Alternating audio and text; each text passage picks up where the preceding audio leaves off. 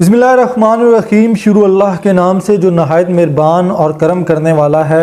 आप सब दोस्तों को उसामा स्टोरीज़ में खुश आमदीद।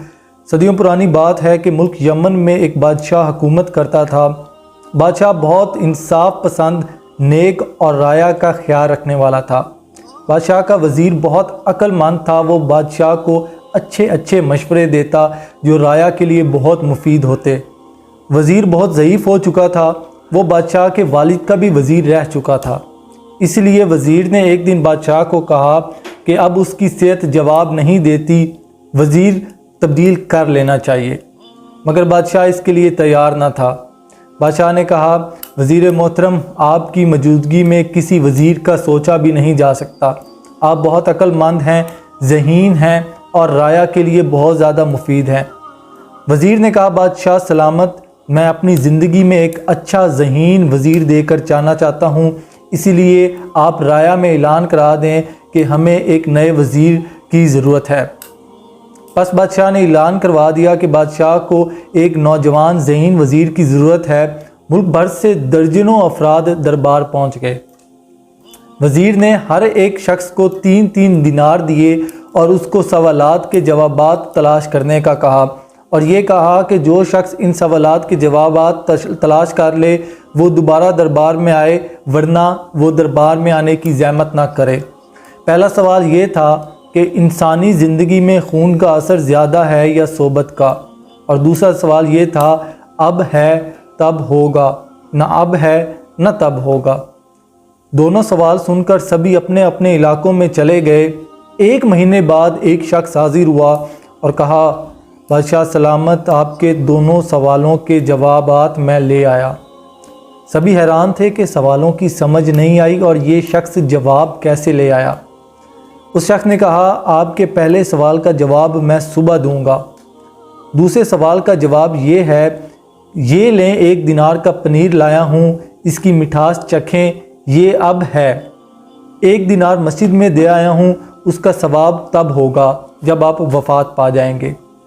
और तीसरा दिनार एक शोबदाबाज को दे आया हूँ, ना फ़ायदा अब है ना फ़ायदा तब होगा। बादशाह ने वज़ीर की तरफ देखा, उसने सर हिला दिया और कहा कि इसका जवाब दुरुस्त है। अगले दिन अभी बादशाह सो रहा था, अचानक आवाज़ आई, चलो उठो और नमाज का वक्त हो गया।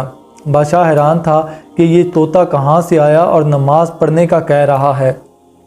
यूँ 10-12 दिन तोता बादशाह को बिदार करता रहा। बादशाह बहुत अच्छा महसूस कर रहा था कि एक तोता उसको नमाज के लिए उठा रहा। एक दिन अचानक आवाज़ आई, उठो हड हरामियों, तबला बजाओ, संगार बजाओ। बादशाह को बहुत गुस्सा आया कि तोते ने ये क्या हरकत की है, उसने तबला बजाने का कहा है। बादशाह ने कहा, इस तोते को पकड़ो और सुबह दरबार लगने पर इसको पेश किया जाए। जब दरबार लगा, बादशाह ने हुक्म दिया, तोते को ये अल्फाज किसने सिखाए? पहले नमाज का कहता था, अब तबला संगारी का कह रहा है। नौजवान उठा और कहा, बादशाह सलामत, ये आपके पहले सवाल का जवाब है। ये एक नहीं 2 तोते हैं। एक तोता एक हाफिज़ साहब के पास रखवाया था, वो नमाज का कहने लगा, और दूसरा तोता मरासियों के पास रखवाया था। ये है सोबत का असर। पहला नमाज का कहता था, दूसरा तबला संगारी का कहता था।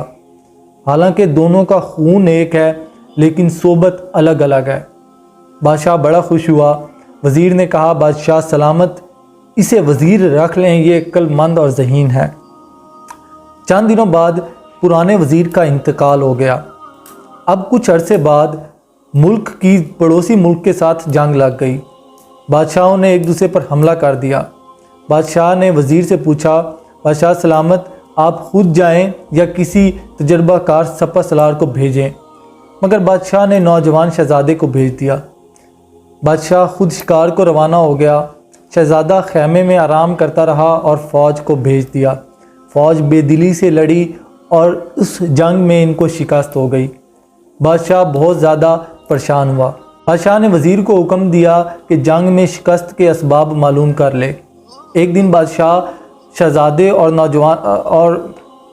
बादशाह ने वज़ीर को हुक्म दिया कि जंग में शिकस्त के असबाब मालूम कर ले। एक दिन बादशाह, शहज़ादे और फ़ौजियों ने सुना کہ وزیر نے اعلان کروایا ہے اس شخص کا انتقال ہو گیا جو شخص جنگ میں شکست کا باعث بنا تھا۔ سب اس کو دیکھنے کے لیے چھاؤنی میں پہنچ گئے۔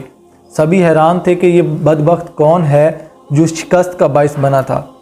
بادشاہ، شہزادے اور دربار اسے دیکھنے کے لیے چھاؤنی گئے۔ ایک کمرے میں ایک جگہ کفن پڑا تھا۔ بادشاہ نے اس کا کفن اٹھایا، دیکھا ایک بڑا سا آئینہ پڑا تھا۔ اس کو دیکھ کر اپنا چہرہ اسے نظر آیا۔